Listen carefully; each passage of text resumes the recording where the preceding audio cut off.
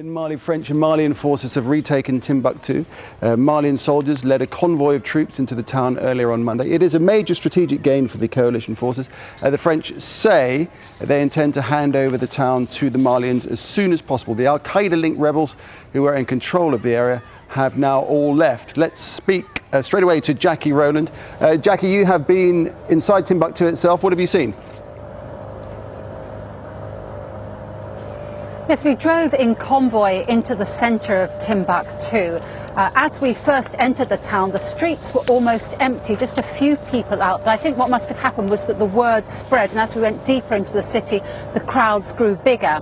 Now, it was decided that the Malian troops would go up front in the convoy. This has been the way that this whole operation has been carried out, with the French troops behind. It's very much a presentation thing. The French want to give this impression that the Malian troops are re-entering the town, retaking the town, but in fact they were quite clearly being reinstalled in the town by the French. And the French now have plans, they say, to bring back the police force, to bring back the justice system, various elements of local government, basically all the people who fled when those Al-Qaeda-linked rebels took control of the city last year.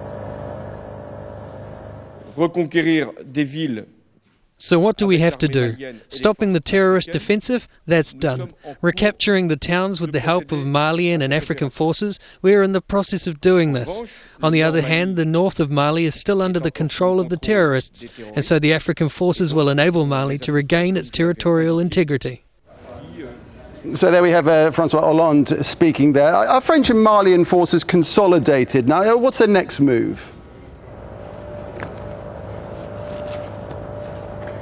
The next move is for African troops to come into Mali. This is something that's been waited for a number of weeks now. It's taking longer than expected for the African force to assemble, partly due to financial and logistical reasons among those African countries. But in fact, 6,000 troops have been pledged from West African countries, also from Chad.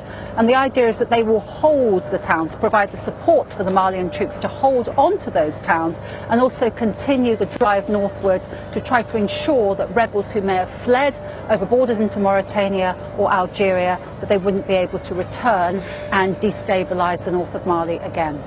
Of course, the big issue here is that rebel forces are scattering, and I guess the worry, the fear may be that it may just be a matter of time before they regroup, and then what happens?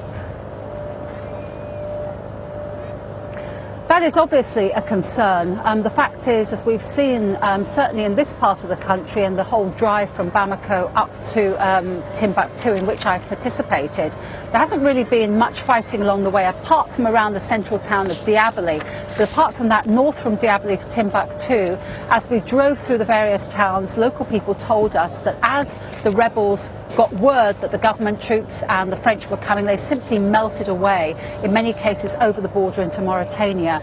It will really depend as well on how well policed those borders are, but these are long desert borders. In the past, fighters have been able to slip backwards and forwards between Mali, Algeria and Mauritania. In many ways, it could look to some like a problem postponed, a problem set back for another day, rather than a problem decisively finished once and for all. Jackie, thanks very much indeed. Jackie Rowland reporting there from Timbuktu in Mali. Well, let's take a look at it. So far, the French have had rapid military successes in major urban strongholds. But as the rebels withdraw into more remote territory, the troops will face a different set of challenges.